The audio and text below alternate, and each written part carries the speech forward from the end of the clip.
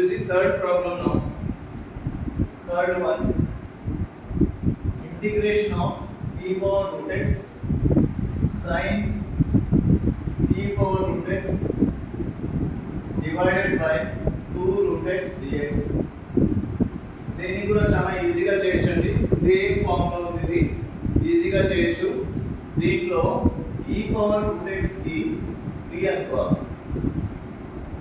Okay, దీన్ని differentiation చేయాలండి.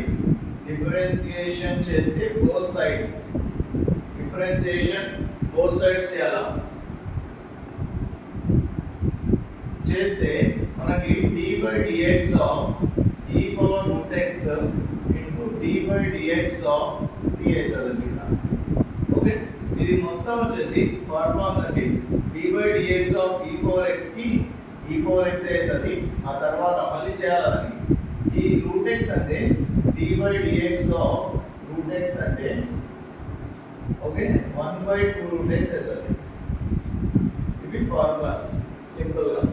ఇప్పుడు దీనికి అంతా చేయాలంటే ఫస్ట్ e పవర్ x రూపంలో ఉంది, దానికి e పవర్ రూట్ x అవుతుంది. మళ్ళీ రూట్ x కి చేయాలి. d by dx of root x is equal to dt by dx. Clear?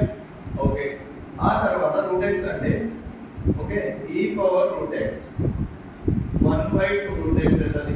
That is equal to dt by dx. dt by dx ఈ dx ఈ side పంపిస్తే e power root x by 1 by 2 root x dx that is equal to dt. ఓకేనా? ఇవి తీసుకొని problem లో substitute చేయాలి. చేస్తే ఏ విధంగా అంటే okay integration of sin e power root x into e power root x divided by 2 root x into dx.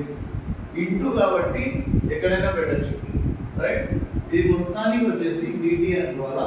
ఇది వచ్చేసి t sin t dt. sin t అంటే ఇంటిగ్రేషన్ ఆఫ్ sin t అంటే minus cos t plus c. t అంటే e power root x plus c. ఇది answer. Okay, చాలా simple గా చేయొచ్చు, చాలా ఈజీగా ఓకే ఫార్ములాస్ యూస్ చేసి ఈజీగా మనం సాల్వ్ చేయొచ్చు. Okay, thank you.